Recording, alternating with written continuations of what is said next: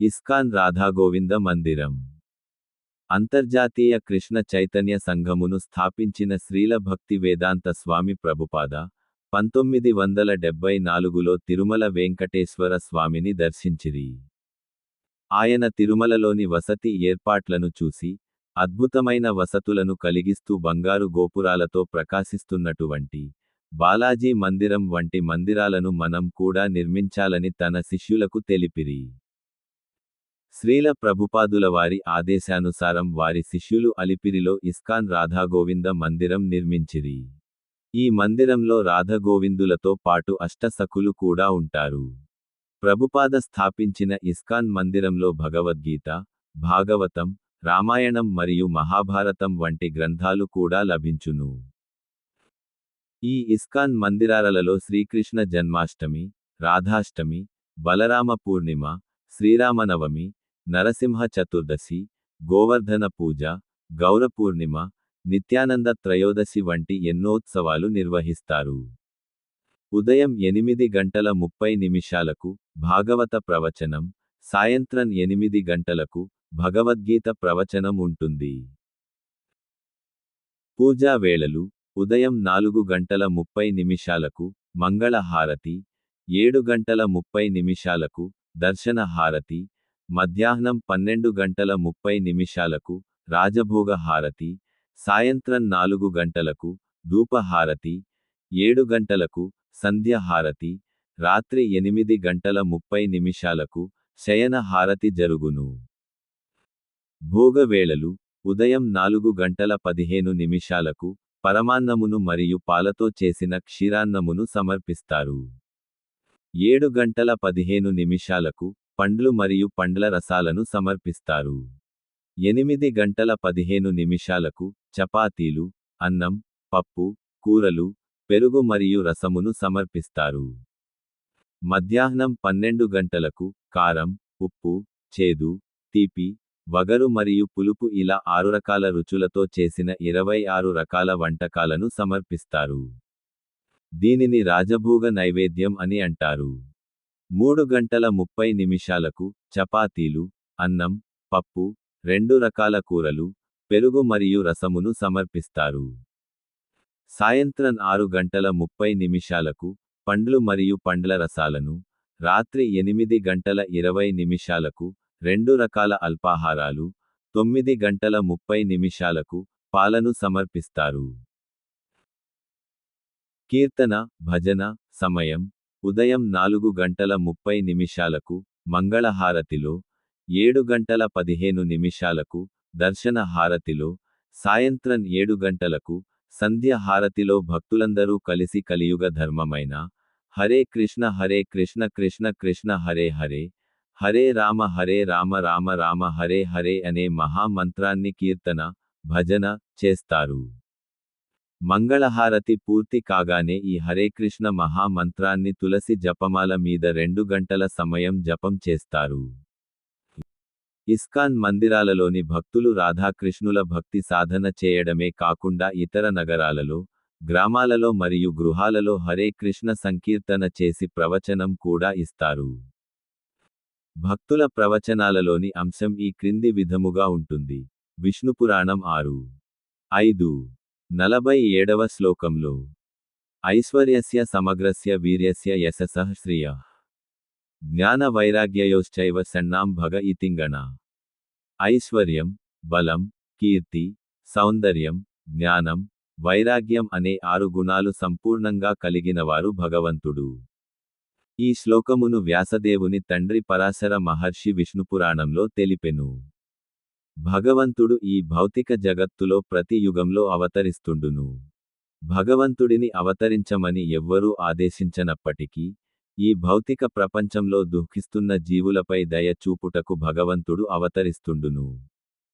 భగవంతుడు ఈ భూమిపై ఎలా అవతరిస్తాడని పండితులు కూడా సందేహపడుతుంటారు. శ్రీకృష్ణ భగవానుడు భగవద్గీతలో, ధర్మ రక్షణకు, దుర్మార్గులను సంహరించుటకు మరియు సాధువులను రక్షించుటకు నేను ప్రతి యుగంలో అవతరిస్తాను అని తెలిపెను.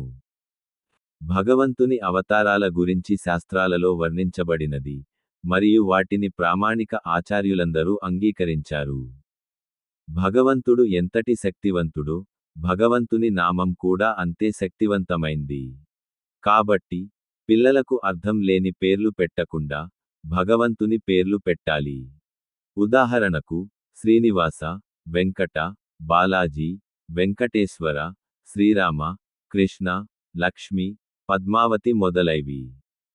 అయితే అలాంటి భగవంతుని శక్తివంతమైన నామాన్ని Lakshmi wines, Venkateswara wines, Venkateswara mutton shop, Balaji chicken shop వంటి పేర్లకు ఉపయోగించడం ద్వారా భగవంతుని పట్ల అపరాధము అవుతుంది.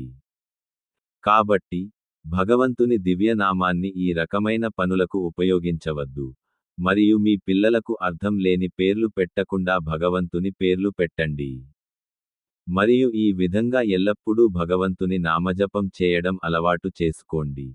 ప్రత్యేకించి హరే కృష్ణ కృష్ణ కృష్ణ హరే హరే, హరే రామ రామ రామ హరే హరే మహామంత్రాన్ని ప్రతిరోజు 16 మాలాలు జపం చేయండి. ఒక పాపకార్యం చేస్తే ఆ పాపం చేసిన వారికే కాకుండా సహాయం చేసిన వారికి కూడా పాపఫలం వస్తుంది. ఉదాహరణకు మద్యం త్రాగేవారికి మాత్రమే కాకుండా దానిని తయారు చేసిన వారికి, అమ్మేవారికి, అనుమతి ఇచ్చిన వారికి పాపఫలం వస్తుంది. పిల్లలను సక్రమంగా పెంచనందుకు తల్లిదండ్రులు కూడా ఆ పాపంలో పాలుపంచుకోవలసి వస్తుందని శాస్త్రం చెబుతోంది. కాబట్టి శాస్త్రవర్ణిత 4 రకాల పాపకార్యాలను నివారించండి మరియు పాపకార్యాలు చేసే వారికి సాయం చేయవద్దు. ఈ పాపకర్మలు ఈ విధంగా ఉన్నాయి: మద్యం సేవించడం, జూదం ఆడడం, మాంసం తినడం, మరియు వ్యభిచారం చేయడం. దురదృష్టవశాత్తు ప్రస్తుత కలియుగంలో జనులను మోసం చేయడానికి అనేకులు తమకు తామే భగవంతుని అవతారాలుగా ప్రకటించుకొంటున్నారు. శాస్త్రజ్ఞానం లేనివారు అట్టివారి మాటలను గ్రుడ్డిగా నమ్మి మోసపోతున్నారు. భగవంతుడనని చెప్పుకుంటున్నవాడికి పరాశర మహర్షి తెలిపిన 6 గుణాలు ఉన్నాయో లేవో గమనించాలి. 6 గుణాలు సంపూర్ణంగా లేనివాడిని మోసగాడిగా నిర్ధారణ చేసుకోవాలి. ఈ విధంగా శాస్త్రాల ఆధారంగా భగవంతుని గురించి తెలుసుకోలేకపోతే ఆ మోసగాడితో పాటు మనం కూడా నరకానికి వెళ్ళక తప్పదు. శాస్త్రాలను విశ్వసించకుండా మనం పాపకార్యాలను చేసినట్లయితే మనం బ్రతికి ఉండగానే జనులు మనలను నిందిస్తారు. మరణానంతరం నరకాన్ని అనుభవించి అనేకమార్లు జంతువులుగా, పక్షులుగా, క్రిమికీటకాలుగా జన్మించవలసి ఉంటుంది. శ్రీకృష్ణ భగవానుడు భగవద్గీతలో 16వ అధ్యాయం 23వ శ్లోకంలో శాస్త్రాలను అనుసరించకుండా ఇచ్ఛానుసారం జీవించేవాడు జీవితంలో విజయాన్నిగాని, సుఖాన్నిగాని, ఉన్నత జన్మలను గాని, స్వర్గ, మోక్షాలను పొందలేడని తెలిపెను. భగవద్గీతలో 4వ అధ్యాయం 40 శ్లోకంలో కూడా శ్రీకృష్ణ భగవానుడు శాస్త్రాలను నమ్మనివారు, అజ్ఞానులు, శాస్త్రాల పట్ల శ్రద్ధ లేని వారు భగవంతునికి సంబంధించిన జ్ఞానాన్ని పొందకలేక పతనం చెందుతారు, వారు ఈ లోకంలోగాని పరలోకంలోగాని సుఖాన్ని పొందలేరు అని తెలిపెను. అందువలన జీవించి ఉండగానే శాస్త్రాలలో తెలుపబడిన నియమాలను పాటించి ఉన్నత జన్మలను పొందడానికి ప్రయత్నించాలి. భాగవతంలో నారదముని వ్యాసదేవునితో భగవంతుని భక్తిని సాధన చేసేవారు కాలక్రమమున మోక్షాన్ని పొందలేకపోయినా ఎలాంటి నష్టం లేదుగాని, కుటుంబ బాధ్యతలను చక్కగా నెరవేర్చేవారి కార్యాలు మృత్యువుతో సమాప్తం అవుతాయి. కనుక అటువంటి కార్యాల వలన లాభం ఏమీ లేదు అని తెలిపెను. ఈ లోకంలో ఎవ్వరూ శాశ్వతంగా కలిసి జీవించలేరు. మనము శాశ్వతంగా మన శరీరాలలో నివసించలేము. మనమందరము ఒకనాటికి మరణించవలసిందే. మనం మరణించిన తరువాత భార్య, పిల్లలు మరియు ఇతర బంధువులతో ఉన్న సంబంధం కూడా నశిస్తుంది. అందరూ ఒంటరిగానే జన్మించి ఒంటరిగానే మరణిస్తారు. మరణించిన తరువాత చేసిన పాపపుణ్యాల ఫలితాన్ని ఒంటరిగానే అనుభవించవలసి ఉంటుంది. మహాభారతంలోని వనపర్వంలో ధర్మరాజు ద్రౌపదిదేవితో మరియు భీమసేనుతో ప్రేమతో ఏకమైన సోదరులు, భార్యాభర్తలు, తల్లిదండ్రులు, బంధువులు మొదలగువారు ధనం కొరకు ప్రేమబంధాలను తెంచుకొని శత్రువులాగా మారి ఒకరినొకరు వధించుకుంటారు అని తెలిపెను. ధనం సంపాదించిన కొలది సంపాదించాలనే కోరిక పెరుగుతుంది. ధనం సంపాదించినంత కాలమే ఎవరికైనా గౌరవం లభిస్తుంది. కాని సంపాదన లేనప్పుడు ఎవ్వరూ పలకరించరు. ధనవంతులకు తన కుమారుల వలన కూడా భయమే, ఇతరుల గురించి చెప్పేదేముంది?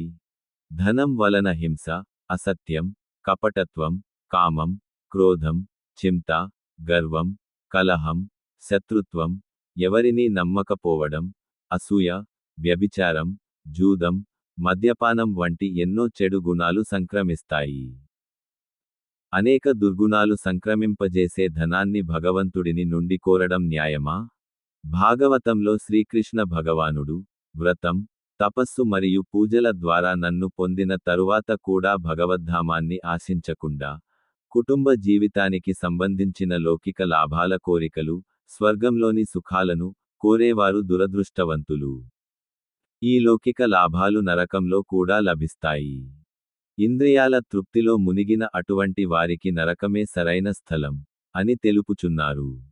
ఇదే విషయాన్ని కపిల భగవానుడు భాగవతంలో తన తల్లితో, తన శరీరం, కుటుంబ సభ్యులు, ధనం మరియు ఇల్లు అనేవి శాశ్వతమని అజ్ఞాని అనుకుంటాడు. ప్రతి జీవి ఇంద్రియ సుఖాలను అనుభవిస్తున్నందువలన తన శరీరాన్ని వదలడానికి ఇష్టపడదు. ఈ భూమి మీద ఉన్న జీవులే కాదు, నరకంలో యాతన అనుభవించే జీవులు కూడా తమ తమ శరీరాలను వదలడానికి ఇష్టపడవు అని తెలిపెను. భాగవతంలో దేవతలు ముచుకుంద మహారాజుతో, మోక్షం తప్ప మరేదైనా వరాన్ని మా నుండి నీవు కోరుకోచ్చు, మోక్షాన్ని కేవలం నారాయణుడు మాత్రమే ఇవ్వగలడు అని అన్నారు. అంబరీష మహారాజు, ప్రహ్లాద మహారాజు, ధ్రువ మహారాజు, పృథు మహారాజు మరియు భరత మహారాజు మొదలగు శుద్ధ భక్తులు, రామానుజాచార్య, మధ్వాచార్య, అనంతాచార్య, చైతన్య మహాప్రభు, నిత్యానంద ప్రభు మరియు మాధవేంద్రపురి వంటి ఆచార్యులు, భక్తిని మరియు ముక్తిని కోరుకున్నారేగాని ధనమును మరియు భౌతిక కోరికలను కోరుకోలేదు. వారందరూ మనకు ఆదర్శప్రాయులు కనుక, వారు కోరిన కోరికలను భగవంతుని నుండి మనం కోరాలి.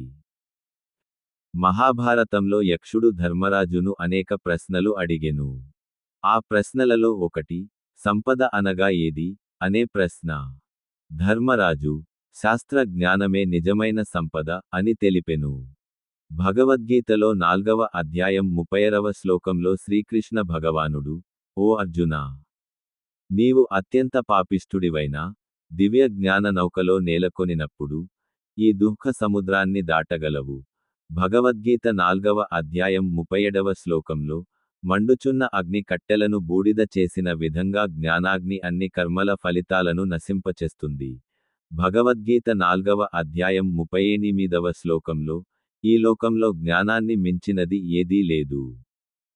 భగవంతునికి సంబంధించిన జ్ఞానం కంటే పవిత్రమైన మరియు ఉన్నతమైనది మరేదీ లేదు.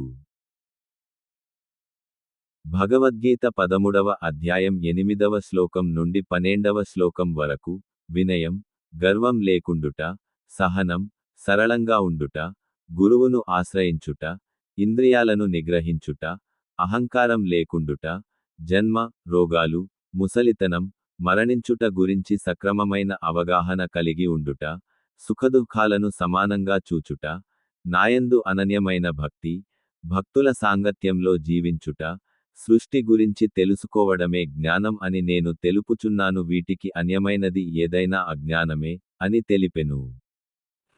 ఆహారం తినడం, నిద్రించడం, సంతానాన్ని పొందడం, రక్షించుకోవడం అనేవి జంతువులు మరియు మానవులు సాధారణంగా చేసే పనులు. నేనెవరిని? నేను జన్మించక ముందు ఎక్కడ ఉన్నాను? నేను చనిపోయిన తరువాత ఎక్కడికి వెళ్తాను? ఈ సృష్టి ఎలా వచ్చెను? సృష్టికర్తకు మరియు నాకు ఏదైనా సంబంధం ఉందా అని తెలుసుకోగలిగే బుద్ధి కేవలం మానవులకేగాని జంతువులకు ఉండదు. ఇటువంటి జిజ్ఞాస కలవారే మానవులు. అటువంటి జిజ్ఞాస ఏమాత్రం లేని మానవులు 2 కాళ్ల జంతువులతో సమానం అని హితోపదేశలో చెప్పబడింది.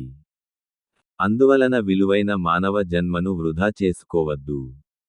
గడిచిపోయిన ఒక్క క్షణాన్ని కూడా కోట్ల రూపాయలతోనైనా కొనలేము అని చాణక్య పండితుడు తెలిపెను.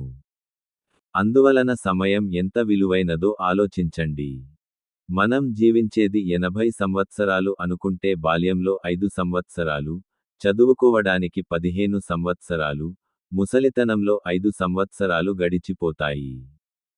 మిగిలిన జీవితంలో రోజుకు 8 గంటలు నిద్రకు, 8 గంటలు పనిచేయడానికి, 2 గంటలు పనికి వెళ్ళి రావడానికి, 2 గంటలు తినడానికి, 1 గంట స్నానానికి, ఇలా 21 గంటలు గడిచిపోతే మిగిలేది 3 గంటలు మాత్రమే.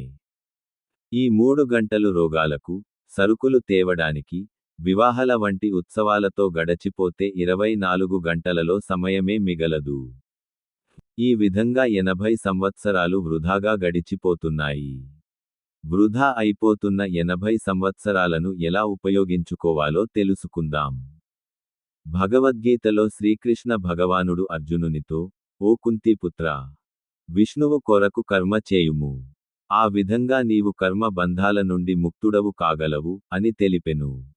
ఈ శ్లోకంలో శ్రీకృష్ణ భగవానుడు తన కొరకు కర్మ చేయమని తెలుపుచున్నారు. శ్రీకృష్ణుని పూజ చేయడం మాత్రమే భక్తి కాదు. శ్రీకృష్ణుని ఆనందం కొరకు ఏ పని చేసినా అది భక్తి అవుతుంది. అందువలన మనం స్నానం చేసి శ్రీకృష్ణునికి ప్రణామం చేసి అగరుబత్తీలు, దీపం, పువ్వులు మరియు తులసి దళాలు సమర్పిస్తే మనం స్నానం చేసిన సమయం కూడా భక్తి చేసినట్లే. అదేవిధంగా స్నానం చేసి శుచిగా వంట చేసి భగవంతునికి సమర్పిస్తే వంట చేసిన సమయం, పాత్రలు కడిగిన సమయం, వంట సరుకులు తెచ్చిన సమయం, శ్రీకృష్ణునికి సమర్పించిన ఆహార పదార్థాలను ప్రసాద రూపంలో తీసుకున్న సమయం, వంటకు కావలసిన సరుకులు కొనడానికి వెళ్ళిన సమయం, ధనం కోసం కష్టపడిన సమయం, ధనం సంపాదించడం కోసం వెళ్ళి వచ్చిన సమయం అన్నీ భక్తియుత సేవగా పరిణమిస్తాయి. గృహస్థులు తాము సంపాదించిన ధనాన్ని మొదట కుటుంబ ఖర్చులకు వినియోగించుకొని మిగిలిన ధనాన్ని శ్రీకృష్ణుని సేవలో వినియోగించాలి. అందువలన దయచేసి మేల్కొనండి. ప్రస్తుత మానవ జన్మ ఎంత విలువైనదో అర్థం చేసుకోవడానికి ప్రయత్నించండి. జీవులలో మానవ జన్మ ఉత్తమమైనది. అందున ఎన్నో కోట్ల జన్మల పుణ్యం ఉంటేనే భారతదేశంలో జన్మిస్తారని విష్ణుపురాణంలో 2వ అంశ 3వ అధ్యాయం 23వ శ్లోకంలో తెలపబడింది. అన్ని జీవుల వలె మానవ జన్మ తాత్కాలికమే అయినప్పటికీ, మోక్షాన్ని పొందుటకు అవకాశం కలదు. కనుక కృష్ణ భక్తిని సాధన చేసి మరణించే లోపుగా జంతువులు సాధించలేని ముక్తిని సాధించాలి. ఒకవేళ ఈ జన్మలో సాధించలేకపోతే వచ్చే జన్మలో భక్తుల కుటుంబాలలో జన్మించి మరలా భక్తి చేసే అవకాశం లభిస్తుంది. అందువలన తాత్కాలికమైన ఈ మానవజన్మను శ్రీకృష్ణ భక్తిలో వినియోగించండి. సత్యయుగంలో విష్ణువును ధ్యానించడం ద్వారా, త్రేతాయుగంలో యజ్ఞాలు చేయడం ద్వారా, మరియు ద్వాపరయుగంలో భగవంతుని పాద పద్మాలను సేవించడం ద్వారా, ఏ ఫలితాన్ని పొందుతామో కలియుగంలో కేవలం హరే కృష్ణ మహామంత్రాన్ని జపించడం ద్వారా అదే ఫలితాన్ని పొందవచ్చు. భాగవతంలో తెలపబడింది. హరే కృష్ణ కృష్ణ కృష్ణ హరే హరే. హరే రామ రామ రామ హరే హరే.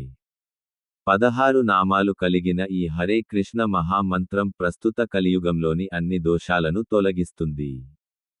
4 వేదాలను ఎంత వెతికినా ఇంతకు మించిన సులభమైన మార్గం వేరొకటి లేదు అని, ఈ విధంగా భగవద్గీత, భాగవతం గురించి ఉపదేశం చేస్తారు.